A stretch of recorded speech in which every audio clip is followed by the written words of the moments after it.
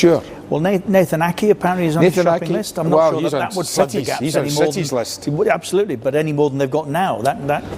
Sure, but I think the back is somewhere they need to work on. They need to find a partnership with players they've already got there, or they need to invest some money in that area of the football pitch. They concede too many soft goals for me. Let's hear what Frank Lampard makes of it all. Frank, how do you assess an extraordinary game? At one stage they threatened to run away with it, and then he nearly pulled off the most unlikely comeback. It was extraordinary. Even when you say they threatened to run away with it, I felt we were in it, because I could feel the way we were playing. The first half, in terms of football in the game, we were in it. It was a turnover and a great strike, a non-foul that goes in the top corner, and then a terrible from us on defending the corner. But other than that, in match play we were okay. So the goal gave us hope. The lads showed great character. They're a fantastic team, and we can't afford to make those mistakes. But some of the stuff I saw from the team today, our team, was resilient, with some quality. And at 4-3, if we don't concede a fifth, I felt like we were coming, but not to be. How do you see the last day of the season now? It's huge, isn't it? It's huge. We know the situation. It's in our hands. It's in our hands to get the right result against a very good Wolves team. So the good thing is in our hands. We have to deal with that. If we want to get to where we want to be, then the pressure of moments like this is what it's all about. The players should be happy. Should be happy we're not playing a dead rubber. We're playing for something. And then we have a cup final after that. So it's recover, because they gave a lot tonight, the lads. I feel a bit sorry for them, because I think they were pushing so hard. But recover, and then we go on Sunday. Thanks, Frank. Thanks for your time. Thank you. Cheers. Of course, we all go on Sunday. That's the last day of the Premier League season. Chelsea, Wolves, Manchester United all hunting down a Champions League place. This looks very well planned. Yeah, it looks like they're almost ready. Sections for photographers. Sections for commentators. Section for commentators. TV over here. Kenny getting ready. That's Kenny, is it? Sir Kenneth? That is Sir Kenneth. Yeah.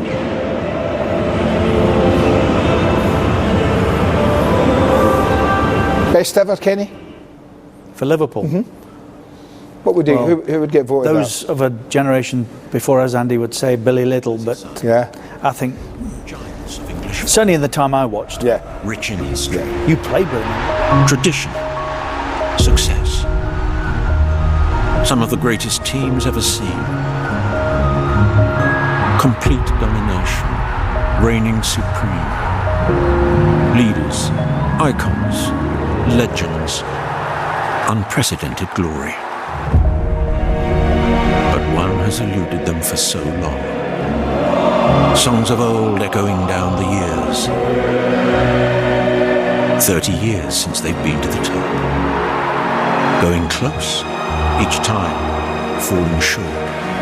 Heartbreak, misery, tears. But this time it's different. Records are full. Win after win. New heroes emerging. And now the longest wait has ended.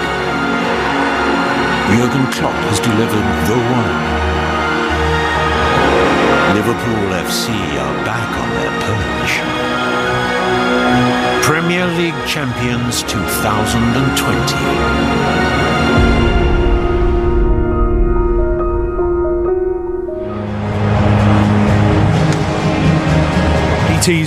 This place was the place in English football. Manchester United's day would come later, but Liverpool back then were almost untouchable. And they're ready to pop a few champagne corks tonight.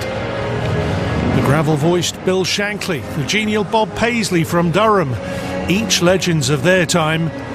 Paisley, the first ever coach to win. Yes, I'm not quite sure where that gentleman came from, Andrew, but there are so many different individuals on the pitch tonight. Could have been anybody. Yes. We shall be rejoining Peter Drury very shortly.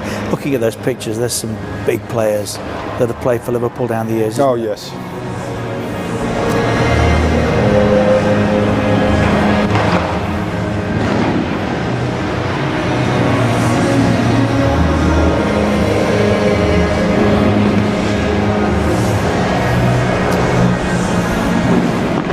Ready to go.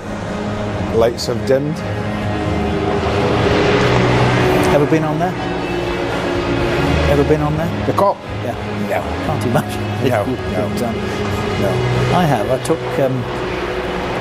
actually took flowers after Hillsborough and was stood on the Kop. It was an extraordinarily moving occasion, and Kenny spotted me. I was just leaving. Kenny spotted me. Oi, where are you going? And I spent the rest of the day with him inside the sanctum. There was a service at Tranmere which we all attended, and then when we came back, spent a good deal of time in the lounge with those who had lost relatives, Andy. But that was my only time. 2019-20 Premier League end of season trophy presentation.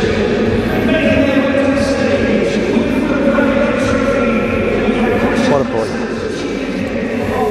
What a player. Just for him, by the way, actually tonight, Andy, very satisfying evening. Jordan Henderson was one of his. He signed Yes, he was. Henderson. Yes, he was. Yes, all those years ago. Correct. Fergie criticised, didn't he? Said he didn't run the right way. Didn't run properly. But Henderson's had the last laugh. Yeah. Okay, well, I think in amongst all the various wires that have been leaving Anfield tonight and the communications coming from that stadium, we have found Peter Drury, so we should return and enjoy the rest of this with him.